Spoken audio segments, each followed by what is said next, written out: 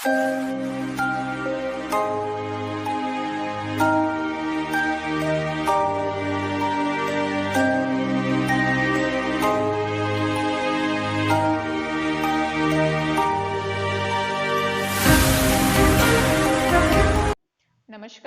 अस्की जी द्वारा संचालित ऑनलाइन कक्षाओं में आपका स्वागत है। आज हम 10th क्लास की जो 17.1 एक्सरसाइज है माध्य, उसका अध्ययन कर रहे थे। उसको हम आगे कंटिन्यू करेंगे कि माध्य में हमने जो क्वेश्चंस किए हैं उनमें से जो क्वेश्चंस बाकी हैं वो आगे कैसे करने हैं, कौन सा सूत्र का यूज करना है, किस तरीके का यूज करना है, उसका अध्ययन करेंगे। तो देखिए माध्य में है क्या। माध्य में हमने कुछ क्वेश्चंस किए थे और सूत्र मैंने बताया था 17.1 के अंतर्गत एक नॉर्मल सूत्र का यूज हो रहा है। सूत्र क्या है? सूत्र है माध्य या औसत बराबर प्रेक्षणों का योग बट्टी प्रेक्षणों की संख्या, या फिर आंकड़ों का योग बट्टी आंकड़ों की संख्या। यही सूत्र हम आगे कंटिन्यू करेंगे 17.1 की जो बाकी सवाल हमारे पास है। अब 17.2 में मैंने आपको बताया था 17.2, 3 और 4 में हम माध्य ही पढ़ेंगे, लेकिन माध्य के लिए जो अलग सूत्र हैं उनका यूज करेंगे। तो पहले 17.2 की जो बाकी 17.1 के जो क्वेश्चंस बाकी हैं उनको देख लेते हैं। तो उनमें से जो फर्स्ट क्वेश्चन है मैं उसकी बात करती हूँ कि फर्स्ट क्वेश्चन क्या दिया हुआ है। फर्स्ट क्वेश्चन जो है वो आपको ये दिया गया है कि 5 संख्याएं हैं, 5 संख्याओं का जो औसत है वो 18 है। 5 संख्याएं हैं और उनका औसत कितना है? उनका औसत 18 है। ठीक है, इसका मतलब हमें 5 संख्याओं का औसत दे दिया है। अब हमें ये बोला गया है उन 5 संख्याओं में से यदि एक संख्या को हटा दिया जाए तो जो बाकी संख्याएं बची हैं उनका औसत 16 है। मतलब 5 संख्याएं थी, उनमें से मैंने एक संख्या को हटा दिया। इसका मतलब हमारे पास संख्याएं कितनी बची? हमारे पास संख्याएं बची 4। तो 4 संख्याओं का जो औसत है, नया औसत, वो कितना है? 16 है। हमें ज्ञात क्या करना है? हमें ज्ञात करना है हटाई गई संख्या, कि जो संख्या हमने हटा दी है वो संख्या ज्ञात कीजिए। अच्छा क्वेश्चन है, आपके पास बुक होगी, आप बुक में देख लीजिएगा। तो स्टार्ट करते हैं। देखिए आपका जो पहला क्वेश्चन मैं करवा रही हूं उसमें ये दिया हुआ है कि 5 संख्याओं का औसत, 5 संख्याओं का औसत कितना? औसत दिया हुआ था 18। मैंने आपको लास्ट वीडियो में ये बताया था जब हमें औसत दिया गया और हमें नंबर दिए गए हो, मतलब हमें संख्याएं दी गई और हमें औसत दिया हुआ है, तो हमें योग ज्ञात करने का तरीका पता है। क्या करेंगे? जो औसत है उसको संख्या से गुणा कर देंगे। तो मेरे पास संख्या है 5, मेरे पास औसत है 18। इसका मतलब मेरे पास 5 संख्याओं का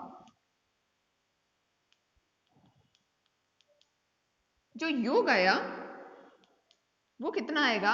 वो आएगा 18 इंटू 5, 18 बन जे 90। ये आ गया 5 संख्याओं का योग। तो 5 संख्याओं का योग जो है वो 90 है। ये क्लियर है?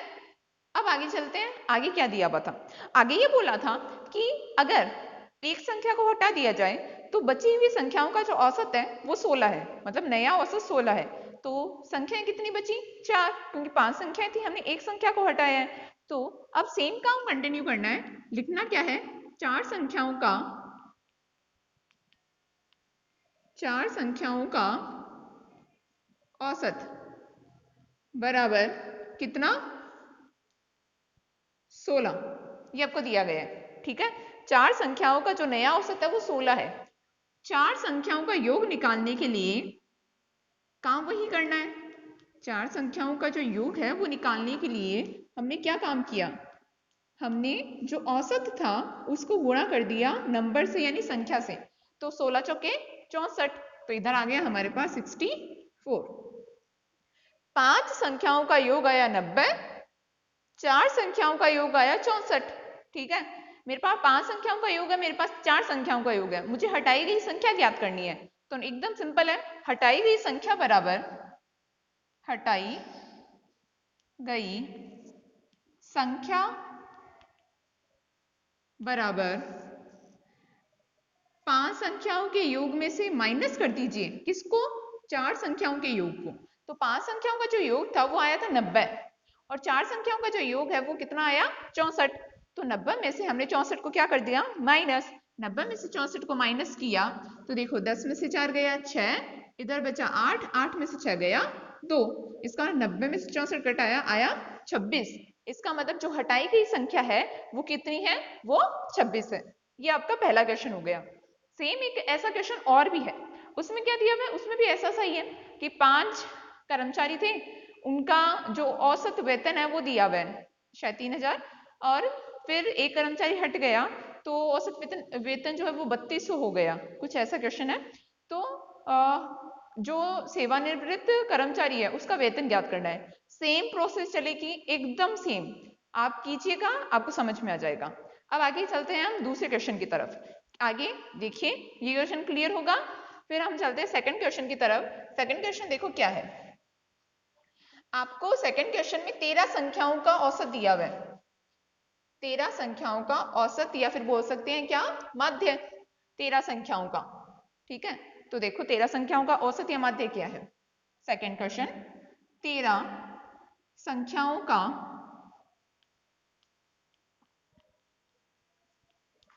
औसत या फिर माध्य, 13 संख्याओं का औसत या फिर माध्य वो है 24।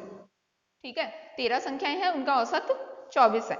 ज्ञात क्या करना है, या फिर क्वेश्चन में पूछा क्या है, 13 संख्याओं का औसत 24 है। यदि प्रत्येक संख्या में 3 जोड़ दिया जाए, प्रत्येक संख्या में यदि 3 जोड़ दिया जाए तो नया जो औसत आएगा या नया माध्य जो आएगा, नए माध्य में क्या परिवर्तन होगा। मतलब पहले माध्य 24 था, ठीक है, 13 संख्याएं थी, उनका माध्य 24 था, हमने प्रत्येक संख्या में कितना जोड़ दिया, 3। प्रत्येक संख्या में मतलब हर संख्या में 3 जोड़ रहे हैं, तो 13 संख्याओं में भी हमने सब में 3-3 जोड़ा है। ठीक है, तो 13 संख्याओं में जैसे ही हमने 3-3 जोड़ा तो ऑब्वियस है कि माध्य भी परिवर्तित होगा। तो हमें यही पूछा गया है कि जो नया माध्य आया है उसमें क्या परिवर्तन है, मतलब पहले वाले माध्य से कितना ज्यादा है या फिर पहले वाले माध्य से कितना कम है। क्वेश्चन समझ में आ गया होगा। तो देखिए करना क्या है, पहले 13 संख्याओं का औसत दिया हुआ है, मैं 13 संख्याओं का योग निकाल लेती हूँ। 13 संख्याओं का योग, 13 संख्याओं का योग बराबर 24 इंटू 13। औसत को हमने नंबर से गुणा कर दिया है, 24 इंटू 13। तो गुणा करके देखते हैं कितना आता है, 24 मल्टीप्लाई 13, 4 तिया 12, 3 दूनी 6, 6 और 1 7, 24, 2 7 और 4 11, 2 और 1 3, तो हमारे पास आया 312।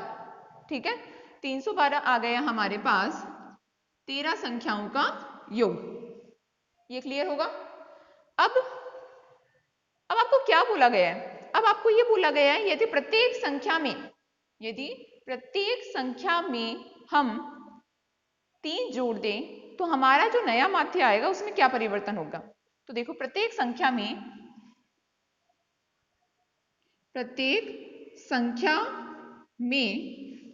3 जोड़ने पर नया योग बराबर, एक बार ध्यान से समझिएगा, देखो मैं 13 संख्या में 3 जोड़ रही हूँ, प्रत्येक संख्या में, जैसे एक संख्या में 3 जोड़ा तो दूसरे में 3 जोड़ा तो 6 हो गया, फिर वापस 3 जोड़ा तो 9 हो गया। ऐसे ही अगर मैं 13 संख्या में जोड़ रही हूँ 3-3, तो 13 को हमने किससे गुणा कर दिया, 3 से, 13 तिया 39। इसका मतलब हमने 39 जो है वो एक्स्ट्रा में जोड़ा है, जो पहले से था वो तो था ही, यानी 312 तो है ही, उसमें कितना और जोड़ दिया हमने, उसमें जोड़ दिया 39। ठीक है, तो हमारे पास जो नया योग आया वो आएगा 312 प्लस 39। ये 39 का क्लियर हो गया कि प्रत्येक संख्या में 3 जोड़ने पर जो नया योग है 13 संख्याओं का वो कितना आया, वो आ गया 312 प्लस 39। 39 का मैंने आपको रीजन बता दिया कि 39 कैसे है, 39 हुआ 3 इंटू 13 से। ठीक है, अब आगे चलते हैं।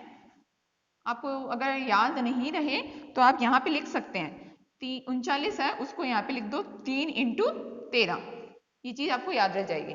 ठीक है, 39 और योग है 312, 312 और जब 39 को हमने प्लस किया तो हमारे पास देखो कितना आया, हमारे पास आया 9 2 11, 3 और 1 4, 4 और 1 5 और 3, मतलब पहले हमारे पास योग था 312, प्रत्येक संख्या में जैसे ही हमने 3 जोड़ा तो हमारे पास नया योग कितना आ गया, 351। ये क्लियर है। अब नया योग आया है तो ऑब्वियस है माध्य भी नया होगा, तो नया माध्य बराबर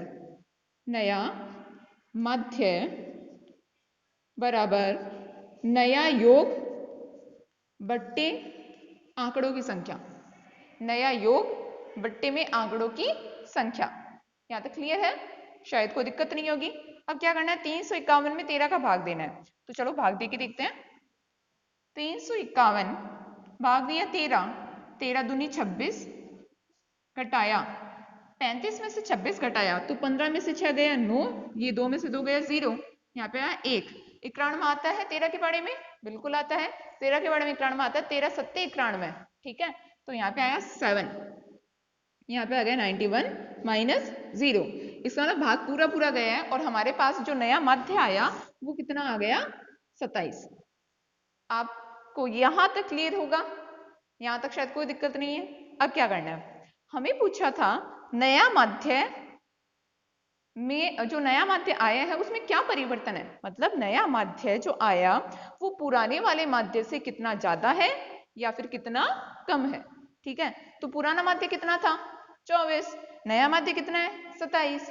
तो 27 और 24 में कितने का अंतर हो गया, 27 और 24 में कितने का अंतर हो गया, 3 का, ठीक है। तो इसका मतलब नया माध्य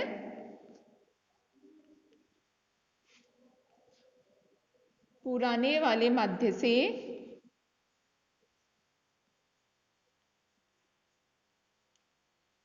27 माइनस 24 बराबर 3 अधिक है, अधिक है। ये आपका आंसर हो गया। हमें पूछा था क्या परिवर्तन हुआ, तो 3 अधिक आया है। अब 3 क्यों अधिक आया, ऑब्वियसली क्योंकि मैंने प्रत्येक संख्या में कितना जोड़ा था, 3 जोड़ा था। अगर समझो मैं प्रत्येक संख्या में 2 जोड़ती तो 2 ज्यादा आता, प्रत्येक संख्या में 5 जोड़ती तो 5 ज्यादा आता, और यहाँ ज्यादा की बात नहीं है। अगर समझो पहले 24 था और मैंने माइनस कर दिए, -3 की है, मतलब मैंने 3 कम किया है, तो ये जो नया माध्य आता ना वो पुराने वाले माध्य से 3 कम आता। तो पहले कितना था, 24 था, 3 कम करने पर 24 में से 3 माइनस किया तो कितना आया, 21। तो यहाँ पे 21 आ जाता 27 की जगह। तो अगर हम अधिक कर रहे हैं तो जितना अधिक किया है वो आंसर आएगा, और अगर हम कम कर रहे हैं तो जितना कम किया है वो आंसर आएगा। ये आपका हो गया सेकंड क्वेश्चन, यहाँ तक आ गया होगा। अब हम करेंगे हमारा थर्ड क्वेश्चन, ठीक है। थर्ड क्वेश्चन वैसे तो आपकी 17.1 कंप्लीट है, तो 17.2 है हमारी, जिसमें हमें जो नया सूत्र है उसको पढ़ना है। तो मेरे ख्याल से आपको 17.1 समझ में आ गई होगी। अगर 17.1 के अंदर आपको कोई भी दिक्कत है तो एक बार आप जो एग्जाम्पल्स है उनको वापस देखिएगा, आपको और क्लियर हो जाएगा। 17.2 जो है वो हम स्टार्ट करते हैं। 17.2 थोड़ा सा बेसिक बता देती हूँ। 17.2 में 17.2 के अंदर भी हम माध्य पढ़ेंगे, ठीक है। माध्य निकालने के लिए मैंने बोला था कि जो नॉर्मल सूत्र है वो तो 17.1 में लग गया। अब हम 3 अलग तरीके के सूत्र पढ़ेंगे। वो सूत्रों के जो मैंने नाम हैं, जो फॉर्मूलाज हैं, वो मैंने आपको इससे पहले जो वीडियो था उसमें बताया था कि आपके 17.2 में जो हम विधि का यूज करेंगे वो है प्रत्यक्ष विधि। माध्य निकालने की 3 विधियां थी। पहली थी प्रत्यक्ष विधि, कल्पित विधि, और तीसरी थी पद विचलन विधि या पग विचलन विधि। उसमें से 17.2 में हम किस विधि का यूज करेंगे, हम यूज करेंगे प्रत्यक्ष विधि का। कौन सी विधि का, प्रत्यक्ष विधि। और प्रत्यक्ष विधि का जो सूत्र होता है वो होता है sigma F X upon sigma F. Sigma का मतलब होता है योग। ये जो मैंने ऐसे आकृति बनाई है, जेड जैसी लगती है, उल्टा जेड, तो ये कहलाता है सिग्मा, ठीक है। सिग्मा एफ एक्स, एफ होती है बारंबारता, ठीक है, और एक्स होता है जो हमारे अंतराल दिए गए हैं उनके बीच की वैल्यू एक्स, ठीक है। और वापस एफ क्या हो गई, बारंबारता। तो sigma F X upon sigma F, ये किस विधि के लिए सूत्र है, ये विधि है प्रत्यक्ष विधि। अगर यहाँ आपके बुक में यहाँ पे हो सकता है ऐसे आई आए, F I x I, upon F I, मतलब ऐसे भी हो सकता है। ठीक है, तो कोई दिक्कत नहीं है। ठीक है, आई नंबर को शो करता है कि कितने नंबर, एक पहला पद या दूसरा पद, तीसरा पद। लेकिन जब हम नॉर्मल करेंगे ना, तो मैं आई का जो सिंबल है, वो जो आई है वो नहीं दर्शाऊंगी, मैं सीधा दर्शाऊंगी F X upon sigma F. ये हमारे प्रत्यक्ष विधि का हो गया सूत्र। ठीक है, अब प्रत्यक्ष विधि से जो सवाल है वो हम करेंगे हमारे नेक्स्ट वीडियो के अंतर्गत। ठीक है, धन्यवाद। ये जो आपकी बाकी जो क्वेश्चंस हैं वो आप सॉल्व कीजिएगा, आपको क्लियर हो जाएंगे और आप 17.1 आपको बहुत अच्छे से समझ में आ जाएगी।